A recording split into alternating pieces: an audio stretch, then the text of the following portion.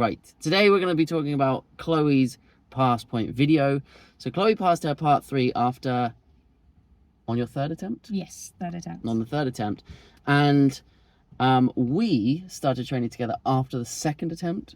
Yes. Yeah, cool. So we crammed it all in within 6 to 8 weeks, I think it was. We had quite an intensive period of training when Chloe came to me and said, I've got my third attempt in like 6 weeks and I don't know where I'm going wrong. We did a lot of training together, and we're going to talk about what happened in Chloe's journey, the differences between the first 2 attempts and the third attempt. I'm going to start this video by asking you to like the video. I'm aiming for 100 likes on this video, so if you can like this video, I'd really appreciate that. Leave any comments or questions in the question section. I read them all and I come back to everyone on them. And if you haven't already, please subscribe to the channel. We're trying to push for 1,000 followers before Christmas. I would love it if you could do that. So, oh, and share the video far and wide because we're brilliant. Let's start by, I want to ask you about a couple of things on your part 3 test. It was your third attempt, and I want you to start by telling me what were the fundamental differences between the first 2 and the third attempt. What did you do differently in your prep? So with my first attempt, I kind of got told to go in with no preparation, just see how the pupil goes. And Right. I literally did that. I didn't have any planning whatsoever. Right. So I just went in with, my plan is to have no plan. And just be in the moment. Yeah. Okay. That quite didn't go to plan because I had the pupil that I took with me was a very nervous driver. Yeah. She was also in her early stages as well. Yeah. And it just went to pop. I froze. I didn't know what I was expecting. Right. Yeah, which was the main reason why I failed, because we just didn't know. Because there was no strategy. Yeah. Right. Very quickly, just before you go any further, I'm going to say to people watching this, because people watching this will hear me say, you need to be in the moment, you need to be in the moment, you need to be led by what's going on. And that is an example of being over the top and too literal. I say often, you must be in the moment, and what you do in the lesson must be dictated by what's happening in the lesson. So that is overkill. You have to go into a part 3 test with some kind of, and I'm going to say loose, idea of what your vision is. You have to have a vision for that lesson, for that test. You have to have a sense of, this is my pupil, this is what my pupil's strengths are, these are the areas of development for this pupil. Based on the areas of development, I think we're maybe going to attack that, and based on that, we're probably going to go to this rough area. You still need an idea and a vision in your head. When I say be in the moment, I mean once you have a loose vision, and it needs to be loose. I don't encourage people to have an exact test route. I encourage people to have an idea of the area that they might go to, and that area should work on the loose vision that they've had. But once you have a loose vision, you then need to be in the moment and responsive to what's happening. So if this is going exactly as we planned, great, we're going to stick to the plan. If it's not going as you planned, and it probably won't, then what do I need to adapt? So I'm always saying be in the moment after the moment that you have a very loose vision. I do not want you to go into your part 3 with absolutely no plan whatsoever, especially if, unless you feel like that's the right thing for you, but especially if, in Chloe's case, you're feeling like you just don't know what you should be doing. Don't do that. Yeah. You need to have some kind of a sense of a vision, even if that vision is going to change within the first 2 or 3 minutes because something wacky and crazy happens. Are you happy with that statement? Yeah. Anything you want to add to it?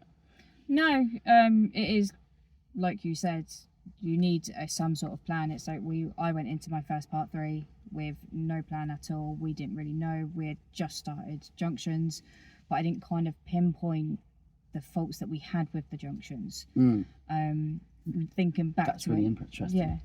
Thinking back now, it was when obviously turning left, she didn't angle enough to the left. So that was kind of like the focus that we could have worked on. but we didn't, because I just went in with no plan whatsoever. And I think it was just more a bit of inexperience as well. I knew that the waiting lists were coming up for part 3, so I was just like, just get it in, get it booked in. So are you saying that you didn't necessarily feel ready for it? No. But because of the delay, you just wanted to take one? Yeah. Okay. And hope that something would happen in a miracle. Fine. Like we don't do with our pupils. We say, oh, we'll just give it a go. We don't do that. Exactly. Okay. And I get it, because unlike our pupils, we don't have an unlimited amount of attempts. You said something that was really interesting there. You said I wasn't precise or specific about what the faults were, in that the pupil wasn't kind of angling the right ways. This is very common, and so I want to stick on that for a minute. Are you saying that in your head you kind of had an idea that there was a fault within junctions, but you hadn't really got a clear sense of what it was, or are you saying something else? Yeah, kind of. When I took the part 3 first attempt, I didn't really know what I was doing. I didn't really know how to find them faults. Yeah. So it was kind of like I knew they were doing it wrong, but I couldn't kind of work out how to do it, because I was so focused on it being student led rather than me telling them what they can and can't do. Yeah. I just screwed up everything. Okay. There's two things there. Yeah. Student led and not being precise with the faults. For those of you who are watching, because this comes up a lot, PDIs say to me all the time, I could see that something wasn't right, but I just didn't know exactly what or how to fix it.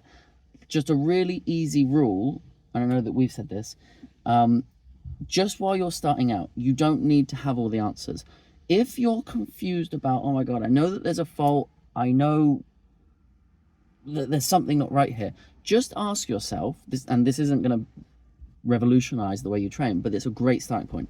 Ask yourself this: if I did the thing that my pupil just did, so whether it's a junction or a roundabout or a crossroad or a hill start, if I did the thing that they just did, what would have looked different from what my pupil did and what they did? So, or what I would have done, rather. So, you said about pupils not angling to the left. You have to be really detailed. You have to ask yourself, if I did that on my part 2 test, exactly what would it have looked like? And then I need to compare that to what the pupil did. And right, what was different? It was the moment where the pupil got to the junction and they were still pointing forwards, whereas I would have been around here. Now you have some ability to see exactly what it is. And then hopefully you can generate some kind of dialogue. You don't need to come up with all of the fixes on your own. I encourage you to throw it back to the pupil and say, I would love it if next time we did a left turn, you would follow the curve of the bend of the curve. How can we do that? What do you need? So I'm bringing the pupil into that conversation as well. But you don't stand a chance of achieving that if you can't get really specific and precise about what the fault is. That's the first thing. The second thing was student-led. Yeah. Do you know what I'm going to say? No. Okay. What don't I like about that sentence, or that word, that phrase? It can be, the conversations we've had, it can be student-led, but not always student-led. You can still instruct them to do, which is what I was struggling with. I'm going to change that. I'm going to change it. So there is a difference. Go on. There's a difference between it being student-led and a student need. I'm going to change that as well. Okay. there is a difference between client-centered and student-led. Okay? People hear client-centered, which is what the DVSA wants, and they think it means student-led. These are different things. What's the difference? Client-centered is the needs of the actual client and what they need to focus on, whereas a student-led is more of a case of what they want to do, how they want to do it, and yes, it doesn't work like that. No, right, exactly. So let me be really clear about this. Chloe said that in the first attempt, she was trying to make it client-led. And it's possible that actually in the moment, on the first attempt, you didn't even necessarily know that that wasn't the correct phrase. Yeah. Because so many instructors and trainers hear client-centered and they think pupil-led or student-led. They are different things. Let me make it really clear. Your definition was beautiful. Client-centered is basing the lesson around the client or the pupil's genuine current needs. So I'm going to build a vision on what I think this lesson needs to look like, but I'm willing to change and adapt based on the pupil's needs. Okay, so that's client-centered. My lesson should be built around my client or my pupil's needs. It's no good if I turn up and say, right, Chloe today is my student, and today we're going to work on junctions because last time we did moving off and stopping.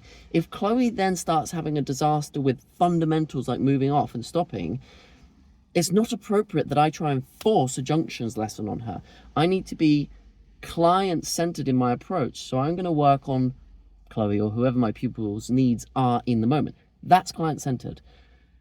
Client-led or pupil-led would be saying to, if Chloe was my pupil, it would be like saying, what do you want to work on today? And if Chloe's only ever done moving off and stopping and she says, I'd like to do roundabouts, that might not be appropriate.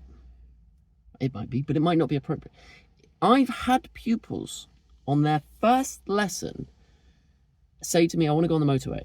And it's like, there's no one size fits all. You have to adjust to your pupil's current needs. But normally, you're not going to find it an appropriate course of action to put your pupil on their first ever lesson on a motorway.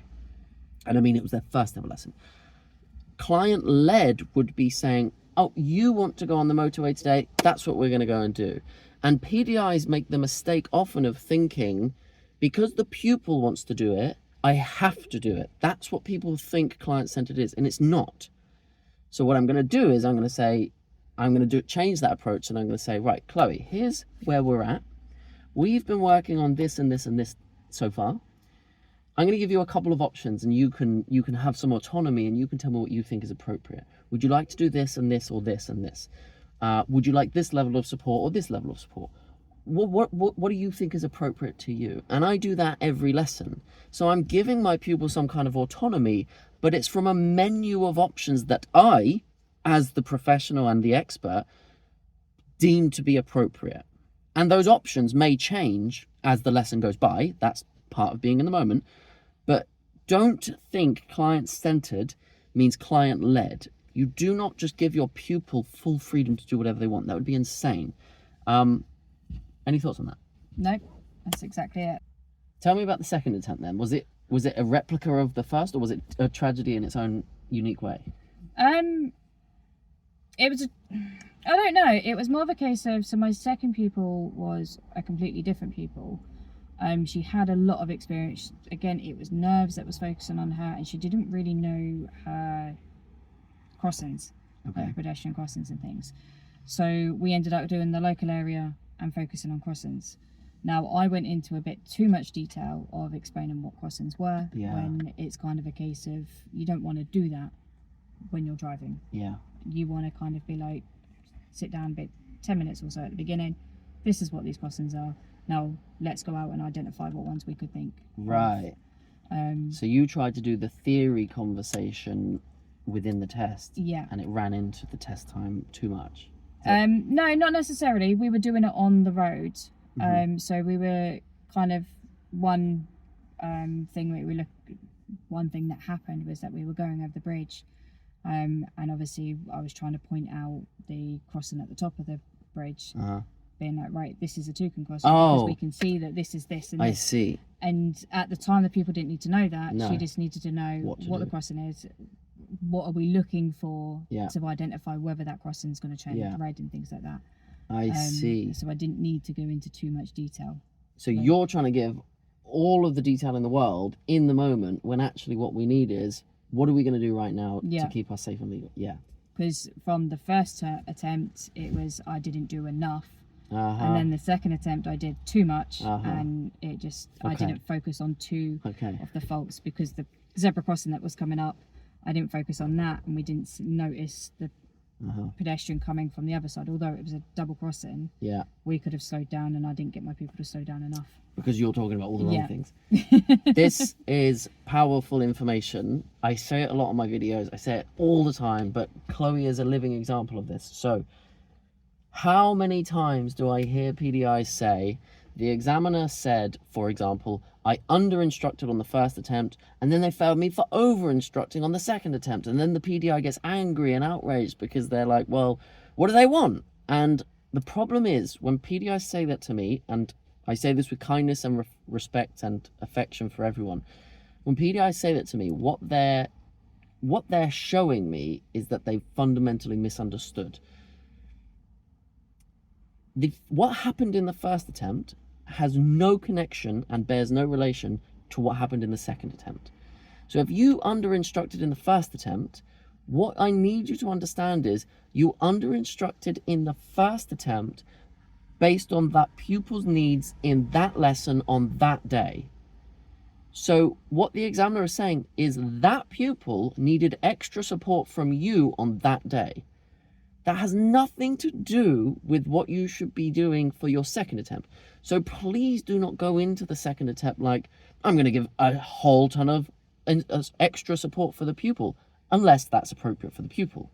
So whenever a PDI is unsuccessful because they over-instructed or under-instructed, or they did too much of this or too little of that, it's you did too much or too little for that pupil on that lesson. Do not let that necessarily impact your planning for the next one.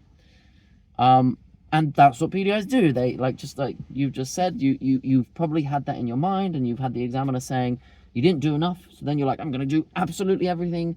And then it wasn't appropriate for your pupil. And in your case, you were covering stuff that wasn't even necessary in the moment. Yeah.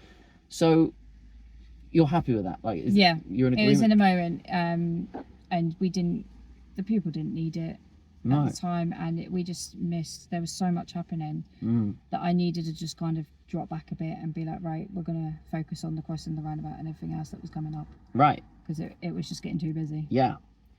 And is it fair to say that in that moment you're approaching these traffic lights and these pedestrian crossings, and you're trying to talk about, now this is a toucan crossing where we have this and this and this type of road user, and actually that's just now becoming a distraction and a hindrance rather than this is what I want from you to manage this moment. Yeah.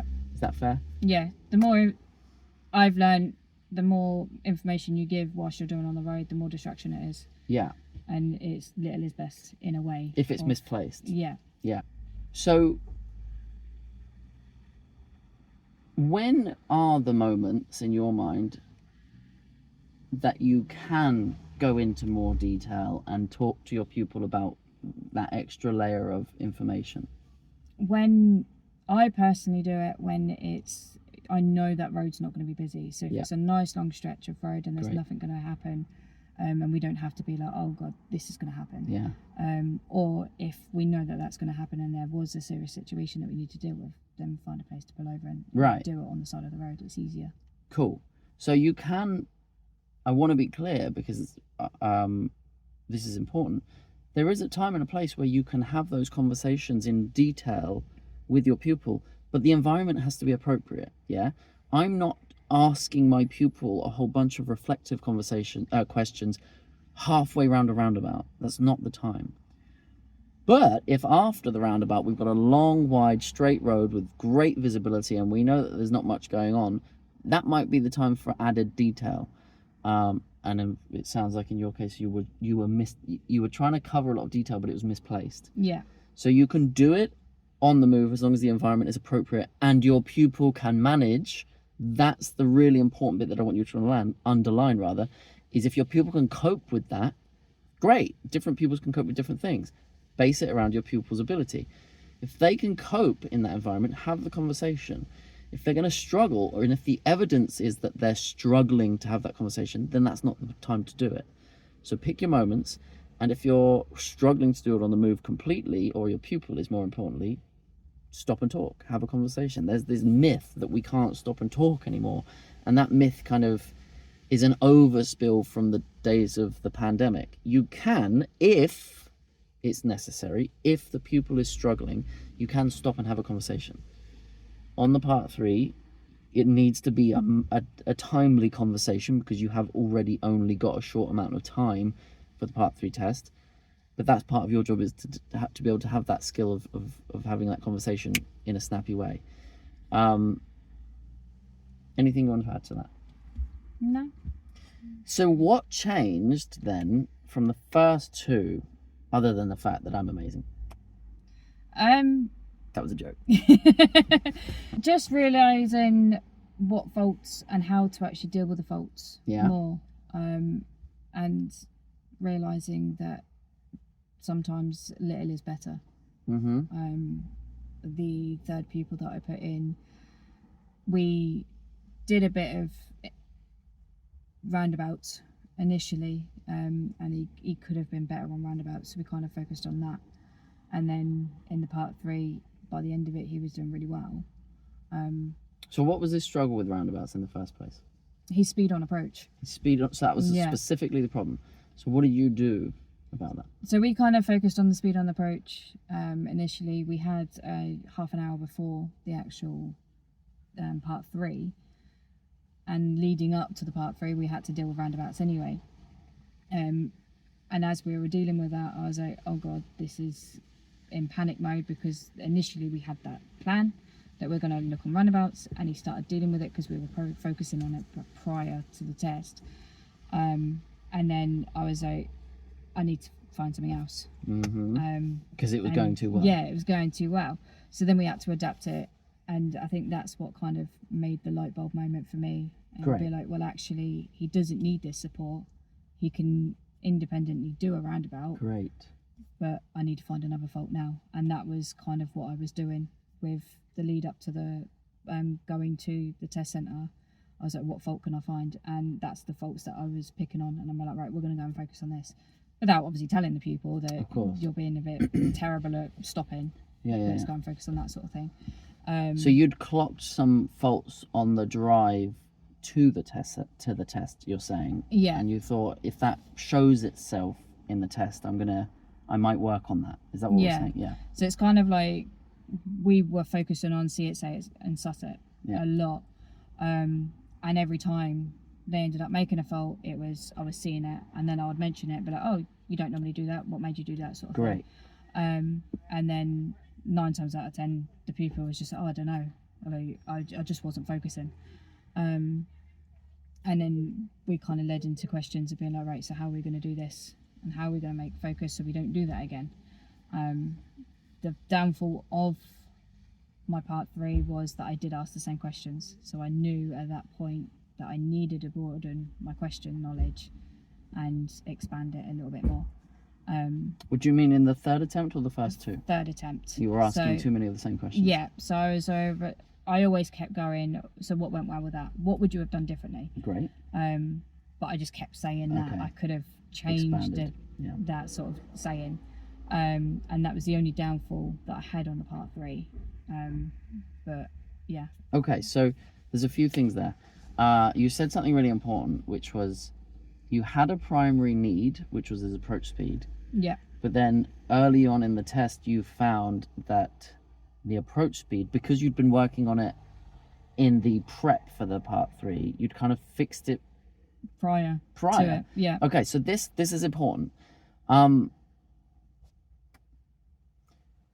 My advice is always that you should treat the part 3 test as if you are halfway through a lesson, from which you are going to make a brief pit stop to let the examiner get in, and then you're going to continue with that lesson.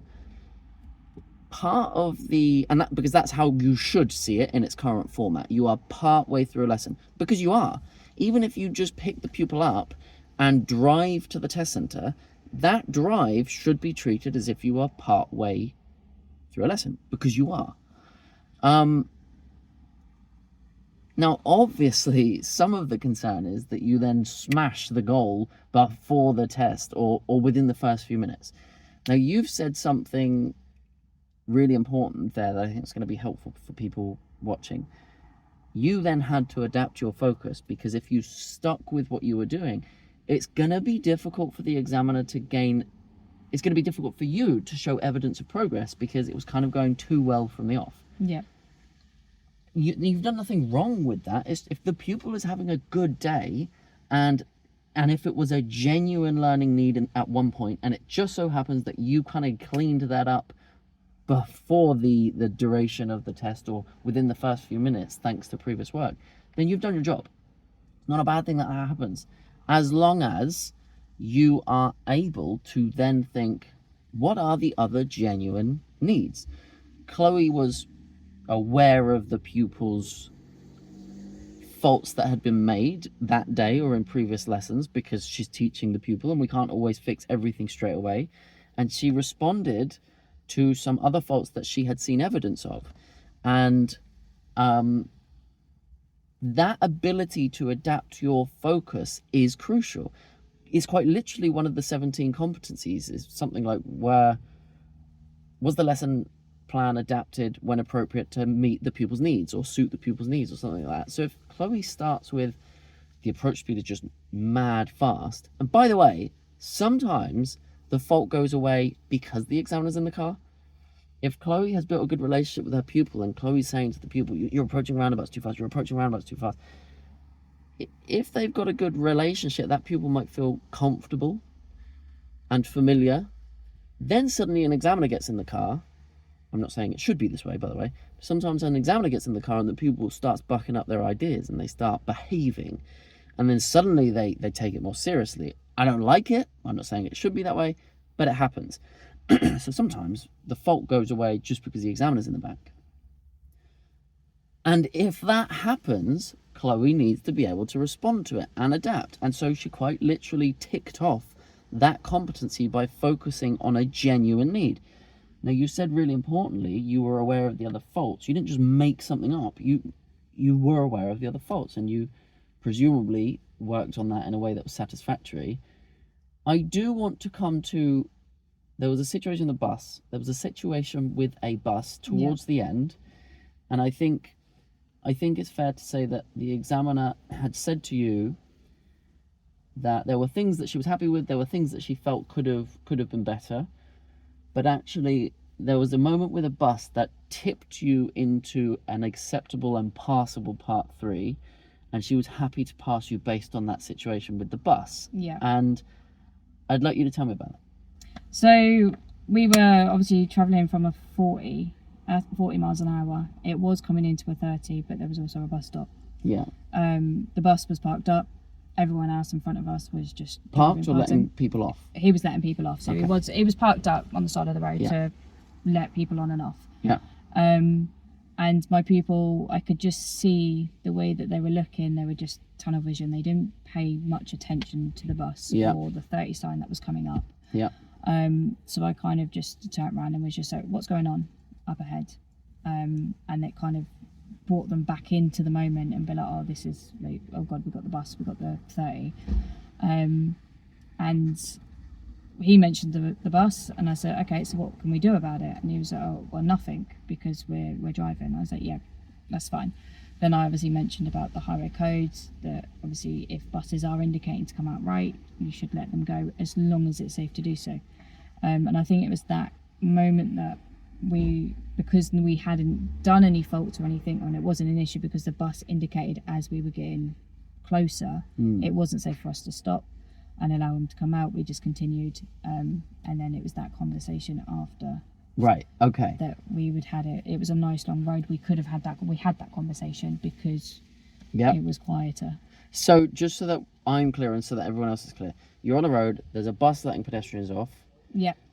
You are at the point where you're effectively starting to go around him. You're quite close when the signal comes on. Yeah.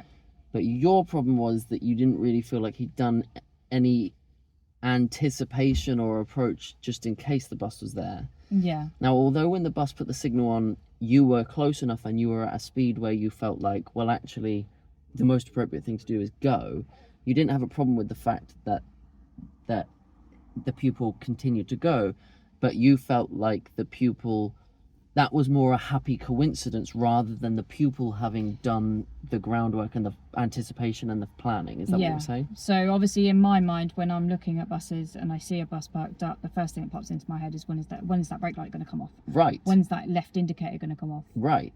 So in my mind, I could see that he cancelled the left indicator and I could see that he come off the foot brake. Great. So I knew immediately the right indicator was going to come on. Yeah. And obviously I was just kind of being like, right, what's going to happen here? What's he going to do? But because we were within 2 car lengths, I wasn't too much of an issue, and I wasn't concerned that I'm telling him to slow down and stop to allow him out.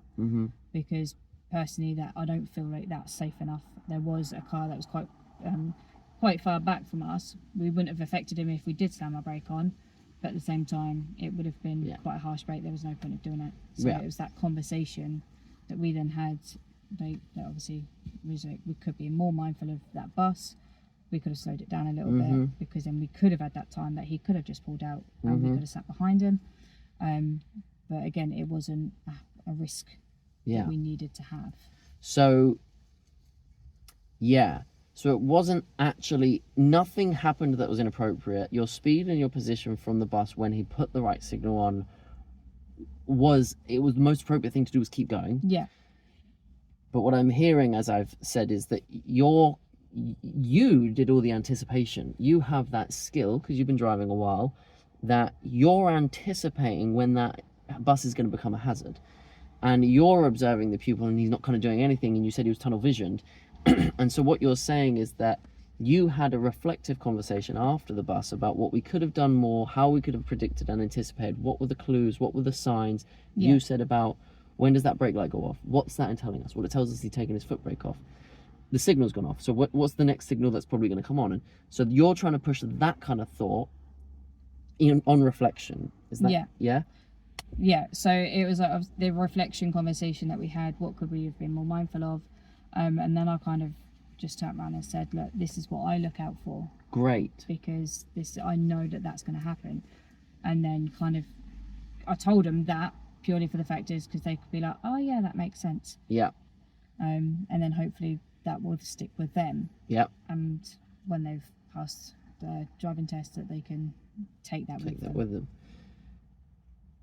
You just said something really important, which is effectively what I said earlier. If you are a PDI and you're like, oh, I don't even know how to get a point across, just ask yourself, what do you do? Chloe did exactly that. She thought about, well, what do I do? How do I predict? What do I anticipate? Now, Chloe has an advantage over her pupil in that she's got experience under her belt. Anticipation is a very difficult thing to teach because we have the ability to anticipate because of our experience. Because we've gone round blind bends and every now and then there's something around a blind bend. Because we've overtaken buses that are letting pedestrians off or on, and we know that every now and then the signal goes on. So we have that experience that our pupils don't. But what Chloe did was she simply asked herself, what do I do? What do I look for? What's the evidence? What are the signs? And she transferred it to the pupil, evidently, because the examiner then said to you afterwards, she said that it was kind of, she was happy with some things. There were some things that she felt could have been better, but that was the thing that pushed you over to a pass. So she was obviously very happy with that conversation. She did say that obviously if that bus situation didn't happen, then it would have been the fail again, because it was the same questions. I needed to expand the knowledge that the pupil, or what knowledge the pupil had on the actual lesson that we did with her. But I'm okay with that, because actually tell me if I'm wrong, you've got a part 3 test. It's your 3rd attempt. You're juggling all of the stresses associated with what if this doesn't go well, and you're trying to kind of produce something, and you're trying to ask all the right kind of questions. What are you going to do here? And the test is brief, and before you know it, 25 minutes have passed, and sometimes it can be like, gosh, we haven't done anything. And before you know it, maybe you've asked the same few questions, and actually it's like, oh, I need more diversity. So that can happen. What I appreciate is when a moment occurred that was organic and natural, you could not have possibly have planned for it. When a truly organic situation had unfolded, you turned into a coach. You didn't just say the same questions. You then started producing coaching techniques and you asked different questions and you put different points. So when it really mattered, your coaching instincts took over and you passed on knowledge. And I think you said that the examiner said that as you just said, that was the difference between a pass and an unsuccessful. So go on. And I think that's what the examiners are looking for. They don't want you to just kind of plan it all and be like, right, this is what's going to happen, this is how you're going to do it. They want the real life situations and they want you to coach the pupil in it. Right. And that's what the examiner said. She was just like, it was unplanned, it was all natural, and great. It was just dealt with. If there's anything that you can take from this video, that's the most important thing. This is why I say be in the moment. You don't do no planning and no preparation, but you have to just let the environment happen. And as long as you deal with it in a way that manages risk and keeps us safe and legal and passes on knowledge, if you can do those three things, you're going to be great. I know far more about an instructor when I see what happens when something was unexpected versus when something was planned. Something can be planned and staged, and it's a bit of a phony reflection of what that instructor is. When something unusual or unexpected occurs, that's when I get to see exactly what that instructor is made of. And I'm happy that it happened, because you had those innate skills in you, but we all do that thing where maybe we're over planning and overthinking and second guessing. Yeah. As long as the situation isn't safety critical, you can have conversations on reflection. Okay, there's a lot of learning to be had after a situation's occurred. So please don't feel like you've always lost the moment if you haven't had the perfect conversation in the moment. Sometimes the best time to have a conversation is the moment after it occurred, because it was real, it was organic, it was authentic, and the pupil can reflect on how it went, what was going on in their mind, and you can pass on knowledge. I feel like that they learn more with that as well. Yeah. So in my lessons now, there is some mistakes that we do make. Yeah. And we learn from it. Yeah. So because they need to know what would happen if they didn't do what they needed to do. And if you're telling them to do it, like prime example, pulling up on the left, there is times that I do let them clip the curb a little bit, because they need to find out, and they don't. Sometimes if you're instructing them how to do it, as soon as they get in a car that's different, they're going to clip the curb because they don't know. Right. So it's a case of, let's clip the curb. How are you now going to change that? What can we look out for? Yeah. I did a video just recently in our members only content, which was, it talked extensively about, as instructors, your job is to teach how to do something right in the ideal way, but also how to do it wrong in the right way. So we all know that faults are going to happen. We all know things are going to go wrong. We all know the environment is going to throw things at us. I don't want you to aspire to have everything perfect every time. What I want you to do is teach how to do it well, but teach how to do it wrong the right way. So we are going to stall. If you're in a manual, we are going to stall. So what do we do when we stall? What do we do? How do we clock the clues that we're about to stall and save it? If it does stall, what do we do in the moments that follow? How do we instill in our pupil a sense of stay calm, and these are the steps to follow? So we have to teach what wrong looks like as well as what right looks like, and we have to teach how to get back on the horse when it does go wrong, as well as how to aspire to make it perfect every time. I'm always more nervous about the pupil who does 10 perfect parallel parks. They make me more nervous than the pupil who does the majority of them well, but the occasional one goes wrong, but they're really, really good at fixing it. I feel more confident with those pupils than the one who does it perfectly every time. What's your thoughts on that? Yeah, I'm exactly the same. Yeah. I always do, right, we're going to do 3 perfect ones, and then we're going to go off and we're going to find somewhere else to do it. Purely for the fact is they've in that moment, I feel like that they know exactly what they're looking for because it's the same routine. Yeah. And then off we go for the next one. Yeah. And Change the environment. 9 times out of 10, they mess it up because they're so set on it. Right. Because the environment's different. Yeah. Yeah, exactly. Okay. Anything you want to add?